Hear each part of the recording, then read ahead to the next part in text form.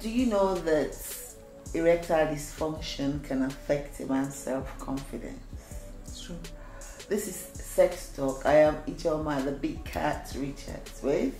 And I am STELLAMARIS NNAJi, the heartbeats. And today we're going to be talking about erectile dysfunction.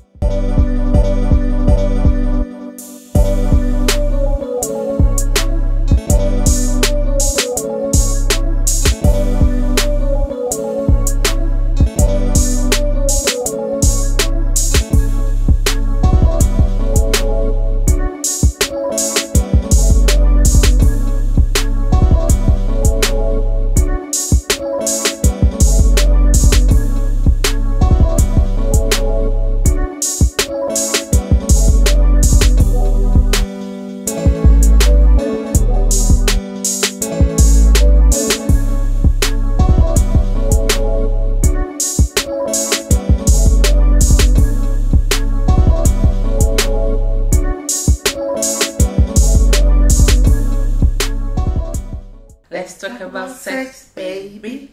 Let's talk about you and me. Let's talk about all the good things and the bad things that may be. Let's talk about sex. Woo! Yes. This topic though This is a very sensitive one, if you ask me. yeah, Very sensitive. because the thing about erectile dysfunction though, but you know, so what is erectile dysfunction before we jump into it? Impotence. Impotence. When your thing cannot function. That was a very hard way. Impotence when your abula cannot function. Well, okay, it's not. As simple as that.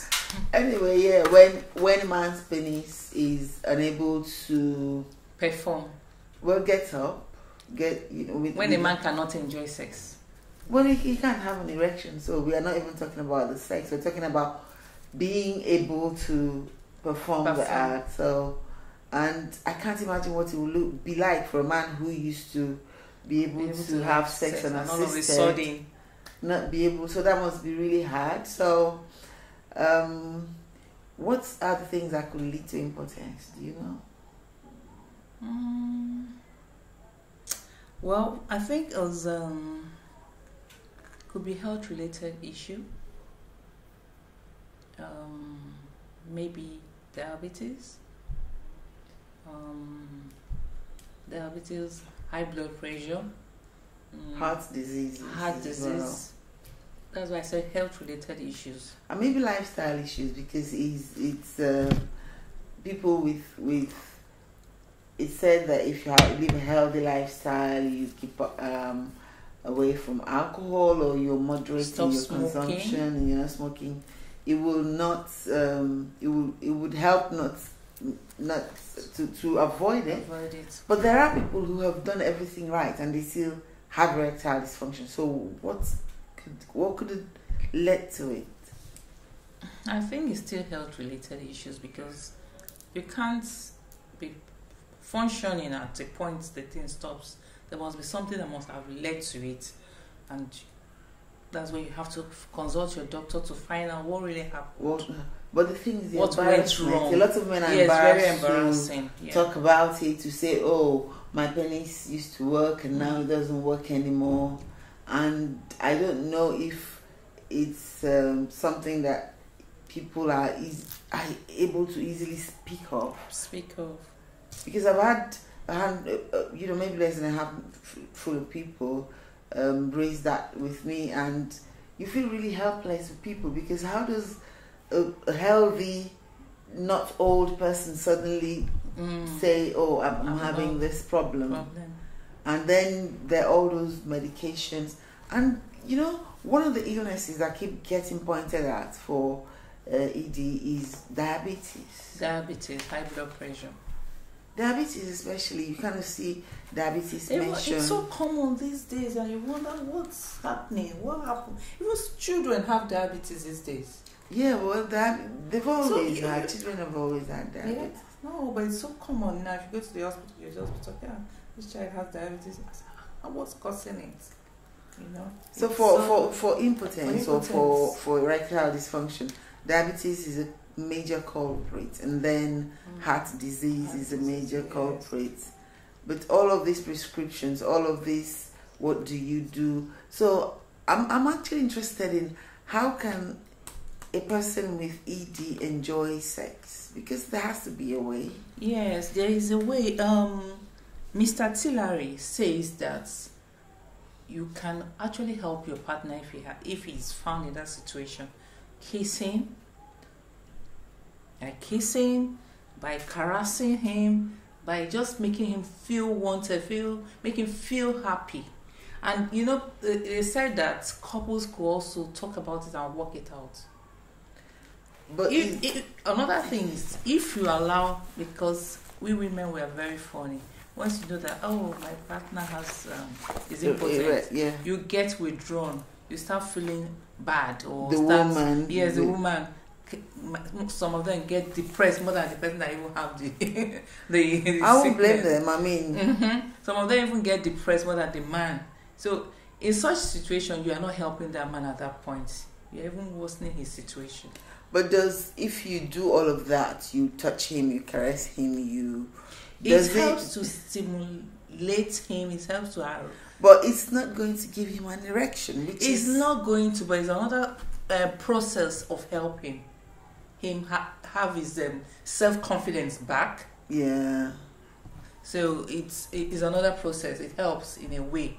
Medically, maybe not, but it helps him get his confidence back. Helps him know that, oh, somebody's here to help me, to support the situation. And with that, he himself will want to help himself and seek help and see, oh, okay, where do I go from here? I would actually like because he now knows that, oh, I have a partner that I need to satisfy. So I would actually like to hear from men, although I'm sure this is not something most people like to talk about. No, I'd actually like to hear from men how they manage it. Although all these medicines are there, Viagra and all of the other kind of medicines that help, but the fact that a person can suddenly go from being all this virile, active sexually to somebody who has desires for sex, and then your penis just disappoints you. It has to be psychologically disturbing for them.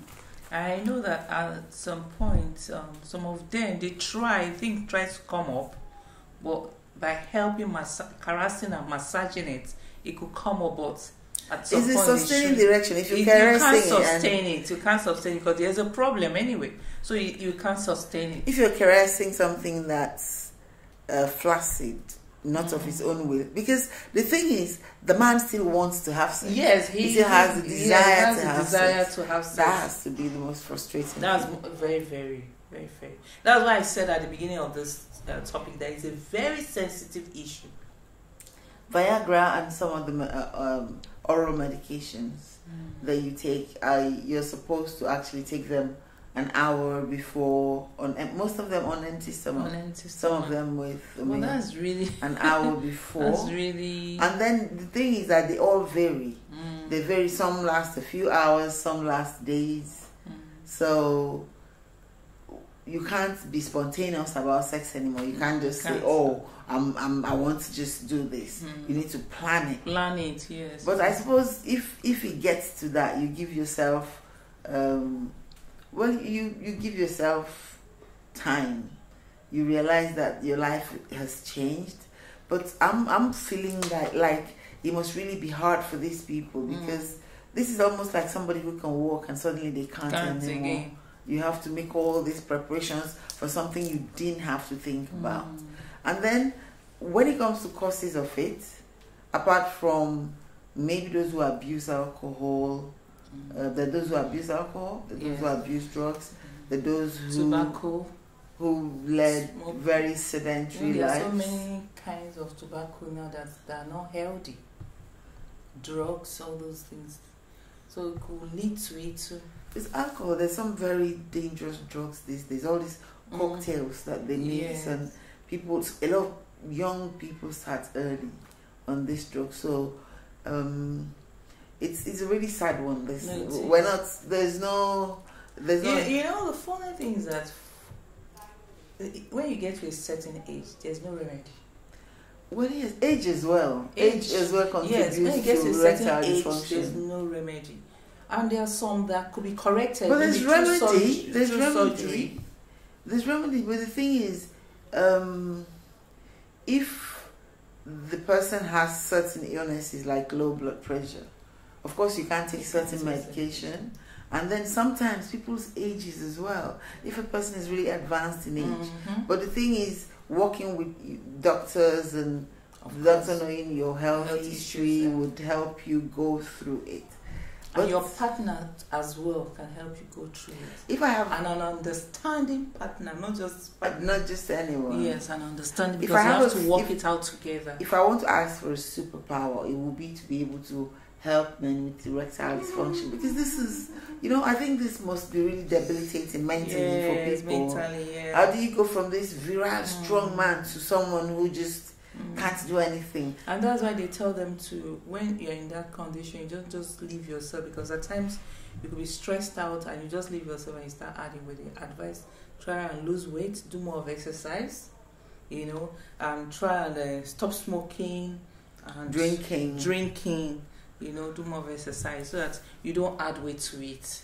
But some people have reversible ones, though. Oh, yes. People whose own is caused by certain, maybe health, and if those conditions are treated.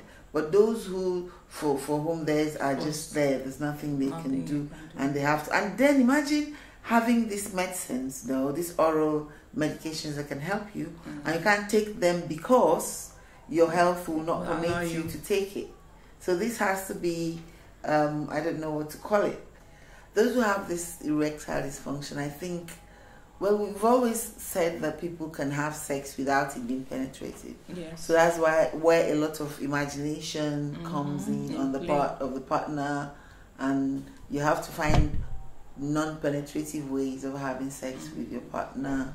And like you said, even if the penis is not getting an erection, you can caress it, you can just make the person realize that it's not all about this and this. And make then it enjoyable, that's when sex toys come in. Yes. You can assist your partner with sex toys so that they're not completely missing out. So there are many ways one can get sexually satisfied without necessarily penetrating.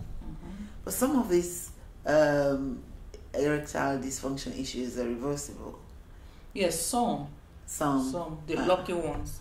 If you lifestyle changes, eating healthy, exercising, losing weight. Yes, and generally just following your doctor's advice. Yes. If you can.